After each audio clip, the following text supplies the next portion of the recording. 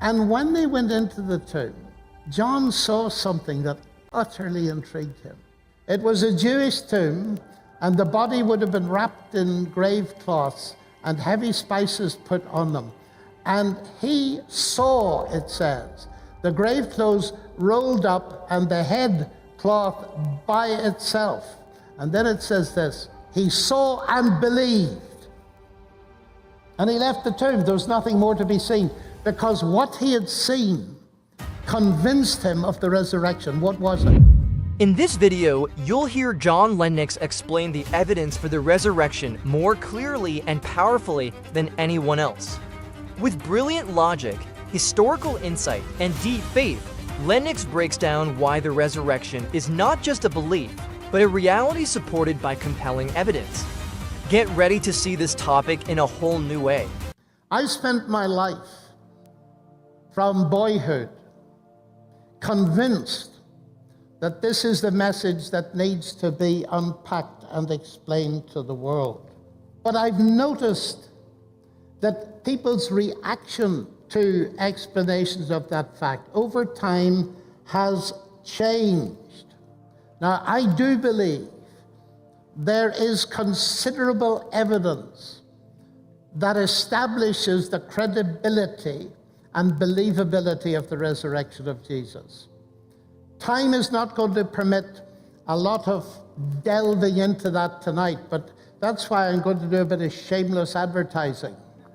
I've written this little book called Gunning for God, and the last 2 chapters of it are an analysis from a biblical perspective, but with a particular angle, which I'll explain later, of the biblical evidence for the truth of that resurrection. But where I find a problem, not only in academic circles, but with the general public, is there's no point in looking at it. Don't talk to me about the resurrection of Jesus. Why? Because miracles cannot happen anyway. And if miracles cannot happen anyway, there is no point in discussing the evidence for the resurrection of Jesus. And I understand that. That's a perfectly logical stance. The problem often is a direct refusal to look at evidence. I chatted to Richard Dawkins once about the resurrection, and he said, I cannot even imagine anybody being interested in it. And the reason for that is, Dawkins thinks that the 18th or 19th century was the last time that anybody could credibly believe in such things. The reason is, of course, the bottom line is science has rendered miracles impossible, so there is simply no need to go there. Now, a lot of that goes back to the Enlightenment philosopher, the Scotsman David Hume. But to see why such scientists, myself included, do not feel remotely threatened by the accusations that miracles cannot happen because they're violations of the laws of nature, we must look just a little bit more carefully at that claim. One of Richard Dawkins' forerunners as the world's most famous atheist was Professor Antony Flew of Reading University, a famous philosopher, who was Hume's leading interpreter. And before he died a few years ago, I had the privilege of spending a couple of hours with him in his home and talking about these things. And it's very humbling to listen to a world-class philosopher claim that for most of his life he'd been wrong.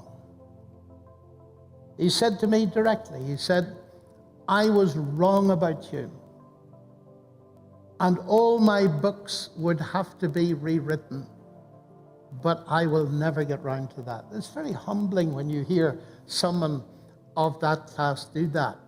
And I talked to him at great length, and he wrote a book. He wrote a very interesting book. There Is a God.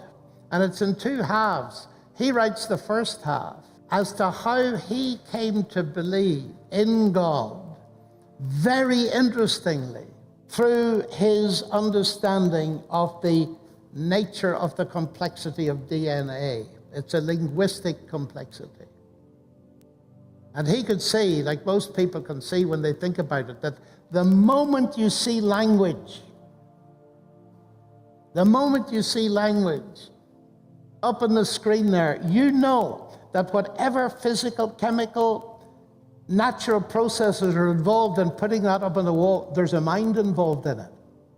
Because there is no adequate explanation of linguistic phenomena without postulating a mind. And he extrapolated that, not unreasonably as I would do, to DNA and came to believe in a God. He became a kind of deist. But then he invited his friend N.T. Wright to write the second half of the book, because he said if I was going to go for any religion, I would go for Christianity. So I'll get my friend N.T. Wright to write about the resurrection of Jesus. So you have this very interesting book with a scientist who's got so far, being honest, I haven't got quite that far, so I'll get my friend to write the book. So I have Anthony Fleur's word for it. Hume is simply wrong, and his arguments do not have that power. I'll quote Anthony Fleur. Generations of Humeans have in consequence been misled into offering analyses of causation and of natural law that have been far too weak because they had no basis for accepting the existence of either cause and effect or natural laws. Hume's skepticism about cause and effect and his agnosticism about the external world are of course jettisoned the moment he leaves his study. It's strange that Christopher Hitchens thought that Hume wrote the last word of the subject. But then Hitchens isn't a scientist.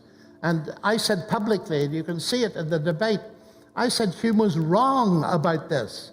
And I can explain it to you in several sentences. And afterwards he came to me. I got on very well with Christopher Hitchens. He said, that was heavy stuff, you know. That was very heavy stuff about Hume. I said, of course it was. But he said, but Richard Dawkins. I said, Richard Dawkins hasn't a clue about Hume. And all you've done is follow him.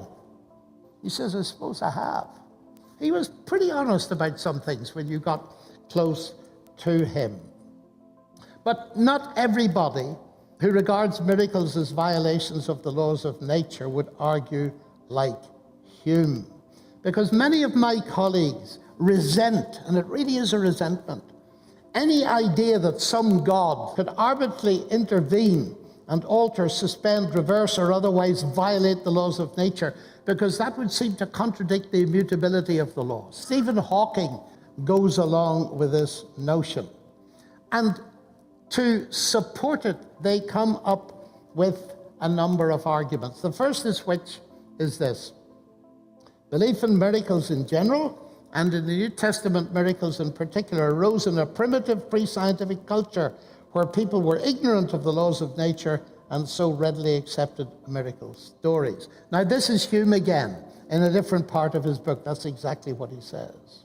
But that's a very curious thing. That explanation that they didn't know the regularities of nature is actually logically absurd, because in order to recognize any event as a miracle, there must be some perceived regularity that you know to which that event is an apparent exception. You cannot spot an abnormality if you don't know what's normal. And here is where the only scientifically trained person who writes the New Testament comes into his own, Dr. Luke. He was a polymath, a brilliant historian and a medical doctor. And he begins his biography of Jesus, the Gospel of Luke, by raising this matter. This is something that's weighed with me for years as being extremely important. The very first issue he raises is the difficulty people of his day had in accepting anything supernatural. He tells the story of Zechariah, who was a priest, and his wife Elizabeth, and they'd prayed for a child for many years and they'd no child. And then they got very old. And in his old age, he was leading the worship at the temple in Jerusalem, and an angel appears, Luke tells us, and says, your prayers are answered, and your wife is going to have a son. And he said, absolutely not. He said, we're too old. You see, he knew as well as any gynecologist